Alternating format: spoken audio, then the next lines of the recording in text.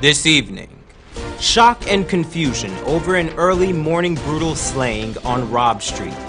Newly formed pressure group advocates for constitutional reform. CARICOM heads of government discuss greater regional cooperation. Faculty lauds academic success at North Rheinveld Secondary School.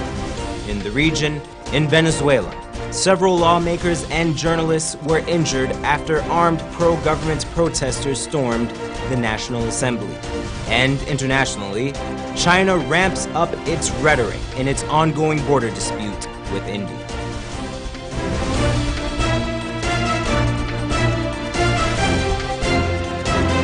From Safe TV headquarters in South Rheinveld Gardens, this is Safe TV Headline News with George Gonzalez.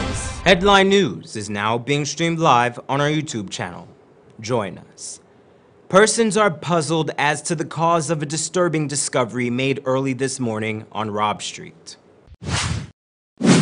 Police are currently investigating the murder of security guard Sammy Prowell.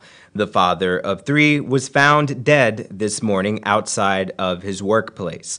Prowell's body was discovered with his throat slashed. He was employed by Transportation and Protection Security Agency to guard the High Matadi Ishant variety store at Lot 16, Robb Street, Georgetown. His boss, Mark Samuels, said he worked for the agency for around 3 months. Samuel, who described the situation as unfortunate, believes that the murder may have been personal, as there were no signs that the perpetrator attempted to enter the store. I don't know if he had any view, but what happens sometimes when I come visiting here, you find a lot of junkies in the area, and he would like kind of be aggressive to them, right? And I spoke to him several times, and I told him, I said, when you're working out here, you got to be friendly, because remember the area is lonesome, right? So instead of creating enemies, you try to create friendship.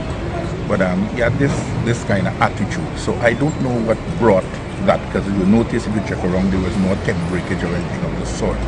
But that needs to be investigated. I am not the crime chief, right? But what I know is that we will be looking into his situation, his family situation as a company. Samuels said that his company will take steps to assist the family with funeral arrangements and will also offer support to his 3 children since he lost his life on the job. Police are currently examining surveillance footage to help solve the crime. If you have any information in connection to the murder, please call 226-7065-911 or your nearest police station. Your assistance is greatly appreciated. There is fear that elections-related violence will escalate in 2020, given the high stakes of the matter.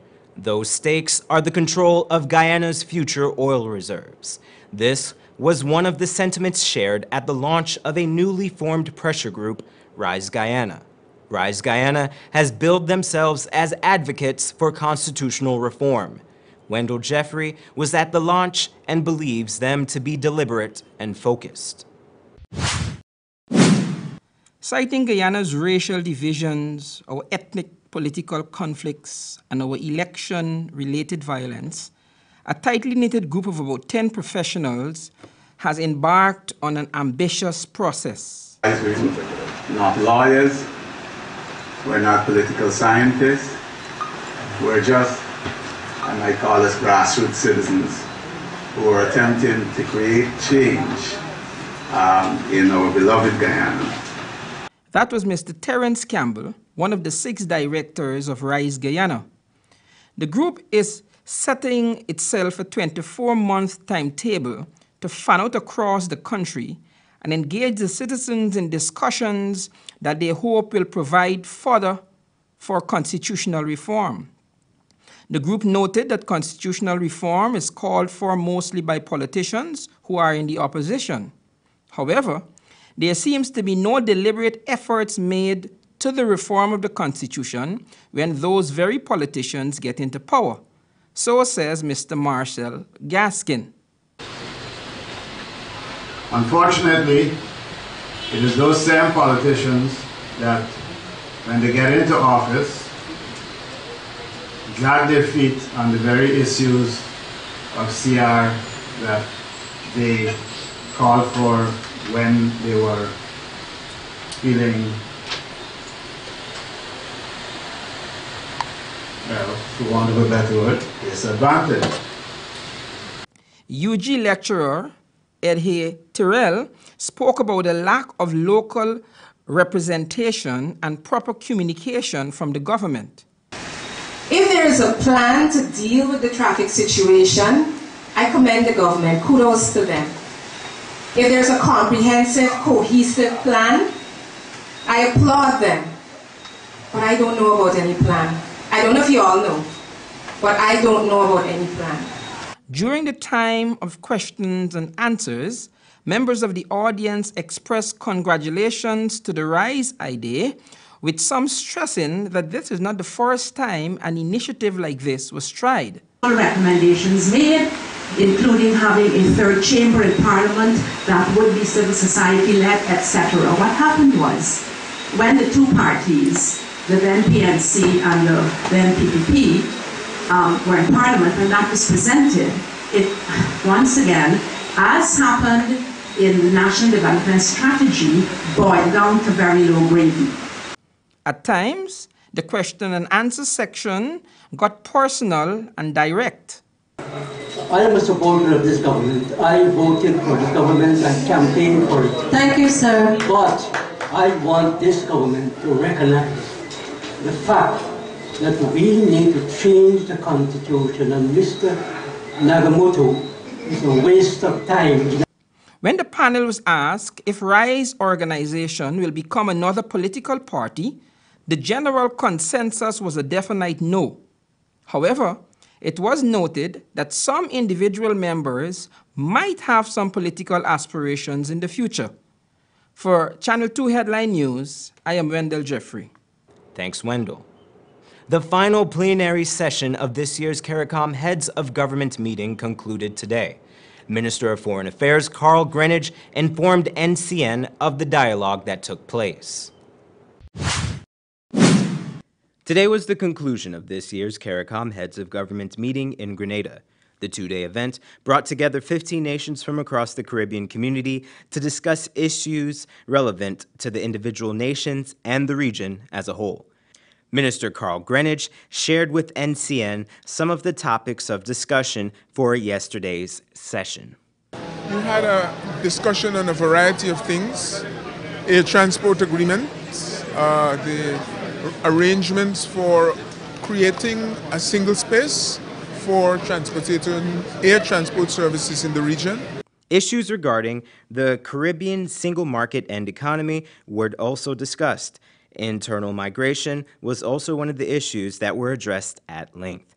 This is not unexpected, especially in nations such as Haiti and Guyana, who often are at the losing end of this mass migration of citizens within CARICOM. For today's session, much of the discussion circled around the Caribbean community's relations with the European Union in the face of Britain's exit from the EU. Another major topic of discussion is the future of the Cotonou Agreement. Minister Greenidge described this agreement as the single most important piece of legislation regarding CARICOM and international trade. This is the most important framework that the region has for cooperation with the developed world. The European Union is the largest donor of, the largest source of grant funds to the region, and also other funds. It is a major trading partner by way of the EPA, but the discussion is not so much about the EPA or about trade, although there will be some of that, but on the cooperation framework, whether we are going to sign an agreement between the whole of the ACP and the EU once more, or whether we're going to convert the whole framework into a regional one as EPA is. The regional body's progress in the eradication of non-communicable diseases, as well as their development goals for 2030, were also discussed. Coming up on Headline News after the break, community collaborates to repair road, and faculty lauds academic success at North Rheinveld Secondary School. Sometimes there's just too much information to keep up with when you're pregnant. What you should and should not eat, what kind of exercise is right for you, how to handle mood changes, even how to determine when it's time for delivery. Don't let your pregnancy be a burden. Watch The Baby Story on Safe TV Channel 2 every weekday from 9 a.m. to 10 a.m. Now you can know all you need to know from conception to delivery when you watch The Baby Story on Safe TV Channel 2.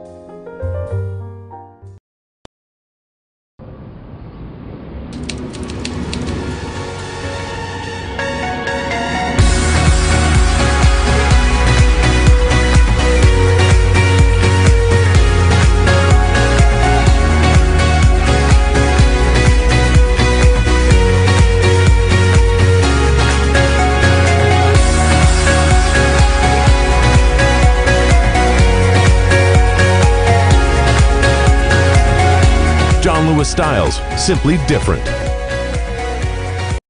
The founder and senior pastor, Prophet Wade Ridley of Restoration and Life Ministry Church, in collaboration with the Ministry of Public Health, presents a health fair on Saturday, 8th July 2017 at the Restoration and Life Ministry Church, located on Caneview Avenue, South Rheinveld Gardens, between David Rose and Greenheart Streets. Come and access free testing for blood sugar, blood pressure, HIV, VIA, and blood group. Also, dental services, mental health awareness, TB sensitization, and family planning. Lots of side attractions for the children. Starts at 9 a.m. and ends at 3 p.m. Admission free. Need a ride around town and beyond? Look no further than Oasis Ride Taxi Service. With affordable prices and some of the best drivers in the business, we've been delivering prompt and reliable service to Guyana for over 16 years. We also offer tours, chauffeur service, and even car rentals. You can call us at 231-5554 or 225-5496. For deals, specials, and more information, find our page on Facebook, Oasis Ride Taxi Service. Let's go. Seems like people will try just about anything to lose weight these days. But nothing works better than proper dieting and exercise. So if you're guilty of eating the wrong foods, not finding time to exercise, or can't afford a gym, join Safe TV Channel 2 for Body and Spirit. Aerobics workout with Dick Nunez. Hello, I'm Dick Nunez. Welcome to Body and Spirit Aerobics. Weekday mornings from 7 a.m. to 7:30 a.m. Don't hesitate. Act now, because your greatest wealth is your health.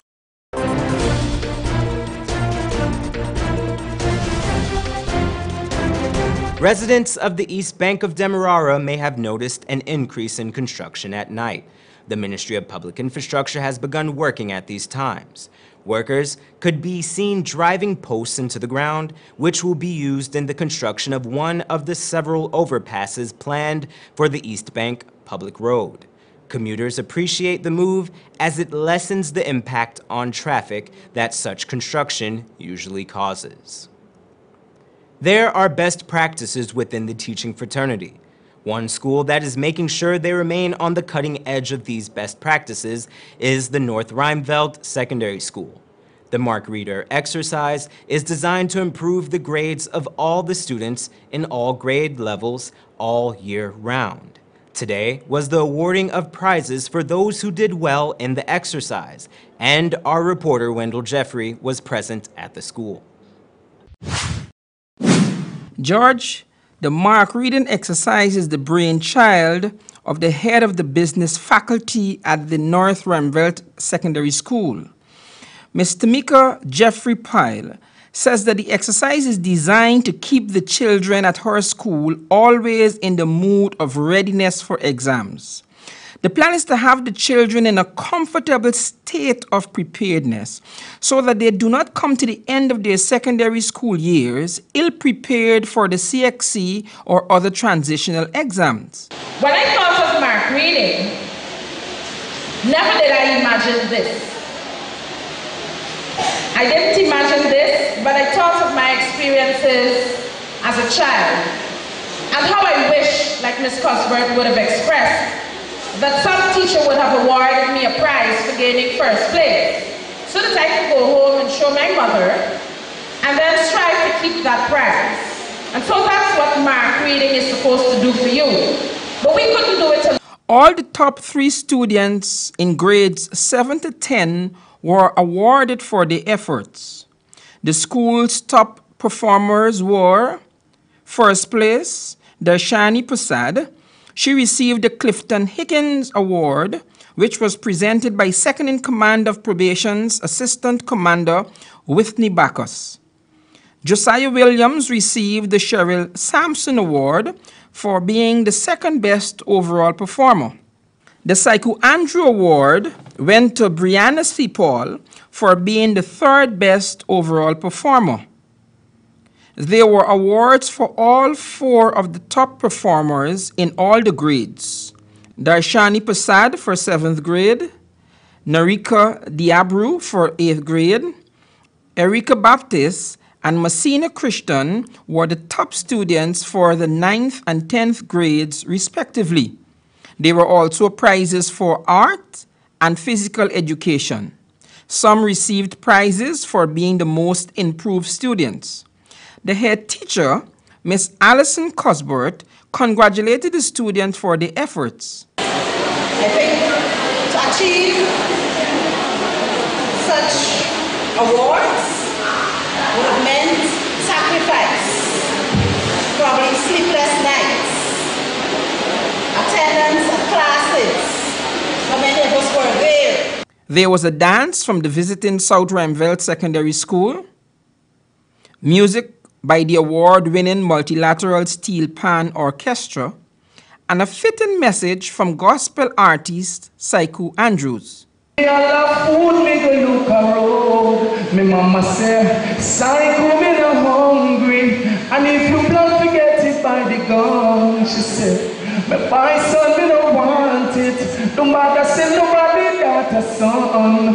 The drugs will turn them in a junkie. She said, you are doing the wrong things, but I'm praying. You're not there yet, but I'm believing. She know God call me, the devil deceive me. She don't want him kill me. She said, Jesus save him from a mess to a messenger. The mark reader will be a staple at the North Ramveld Secondary School, and all students are encouraged to strive for improvements in their grades so that they can benefit from the prizes that will be offered next time around. Reporting for Channel 2 Headline News, I am Wendell Jeffrey. Thanks, Wendell. The Ministry of Public Security is playing a sweet tune for residents of Georgetown. The ministry has established an interagency task force to combat noise nuisance. The group consists of representatives from the Ministry of Public Security, the GPF, the Ministry of Natural Resources, the Guyana Fire Service, the EPA, the Ministry of Communities, the Ministry of Public Infrastructure, Georgetown City Council, and the GRA. The key objectives of the task force are to enforce existing rules governing the use of amplified sound equipment, to eliminate loud music in minibuses and taxis, to recommend amendments to laws to use available technology to measure noise levels, to curb the use of open air and roadside boomboxes, and to pursue industrial noise complaints. Huge craters had developed along the Norton Street corridor. The holes had posed a real danger to motorists who rely on the major thoroughfare. Their community had to step in. Channel 2 was summoned to view the development, and Wendell Jeffrey files this report. For about 3 weeks, a dangerous couple of holes on Norton Street between Victor and Chapel Streets were creating headaches for drivers and motorcyclists. Mr. Shaw, a resident in the area, said that several motor vehicles got damaged as they hit into those holes, which were largely invisible, especially at nights. He said that folks in the area had to place large tires in the holes, some are 6 inches deep, to reduce the injuries to vehicles and maybe even save lives. 4 or 5 motorcycles forced me get damaged in that hole riding.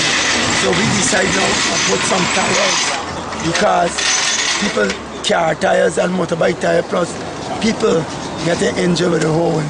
Mr. Shaw said that one evening, a friend of his rode into one of those holes and fell off his motorcycle so hard that he was knocked unconscious. However, during this week, the Ministry of Public Works was seen fixing that stretch of road which had developed those holes. Mr. Quincy Leacock, the supervisor on the job, said that a crew of about 20 workers started working from about 9 a.m. Saturday morning to repair that stretch of road.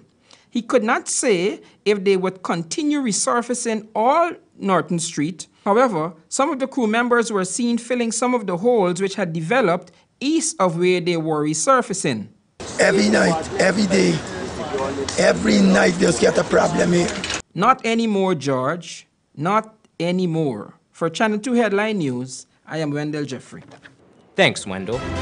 Still ahead, we have our regional and international news.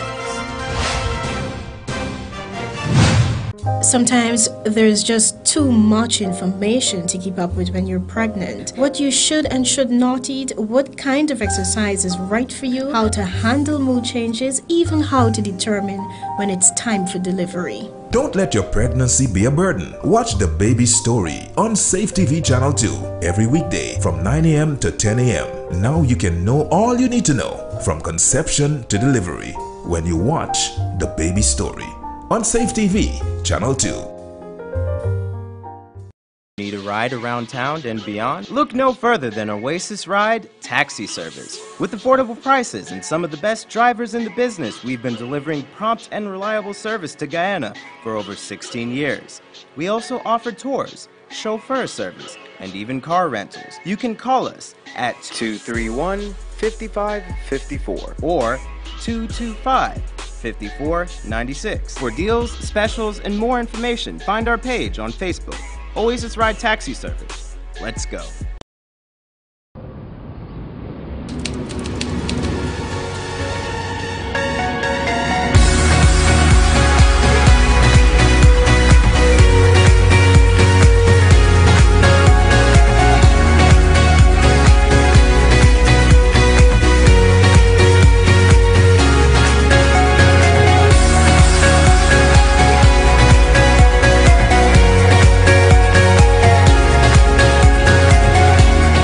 Styles, simply different. Seems like people will try just about anything to lose weight these days. But nothing works better than proper dieting and exercise.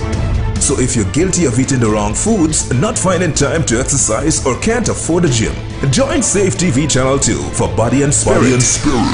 Aerobics workout with Dick Nunez. Hello, I'm Dick Nunez. Welcome to Body and Spirit Aerobics. Weekday mornings from 7 a.m. to 7:30 a.m. Don't hesitate. Act now, because your greatest wealth is your health.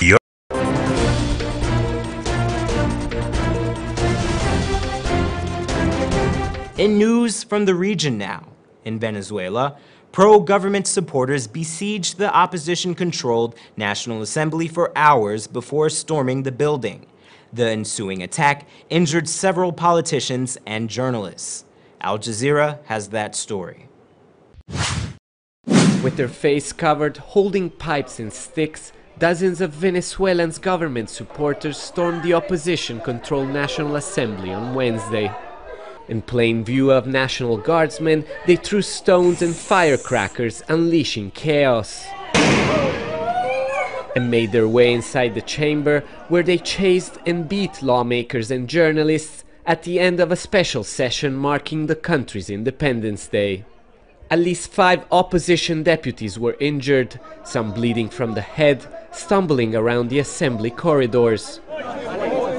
One of them, Americo de Gracia, had to be taken on a stretcher to an ambulance suffering from convulsions. Once again, paramilitary groups with ties to the government broke into the Legislative Palace. 4 lawmakers were injured with cut heads, broken bones. 2 employees of the Parliament television network suffered head injuries. Firearms were brought in by civilians under the complacent watch of security services. For hours, a crowd of roughly 100 people kept besieging the building, trapping people inside. President Nicolás Maduro, who was overseeing the traditional Independence military parade, condemned the violence and called for an investigation, but also planted doubts about who might be behind the attack. I have been informed that during this important, brilliant, beautiful civil military event celebrating total independence, there have been some strange occurrences. They are always strange when the opposition is involved. Protests by government supporters have become the norm in recent months every time the opposition-controlled assembly is in session, but they have never been this violent. This attack is further proof that there's no end in sight to Venezuela's escalating political crisis. At least 91 people have died in a little over 3 months of daily protest. And with the government seeking to change the constitution at the end of July and the opposition promising to stop them, many believe things will only get more violent from here. Alessandro Ampietti, Al Jazeera, Cucut. And internationally, there is an ongoing border dispute between the world's two most populous nations, India and China. This week, Chinese media amplified the rhetoric in this increasingly hostile war of words. Time magazine has more on the issue.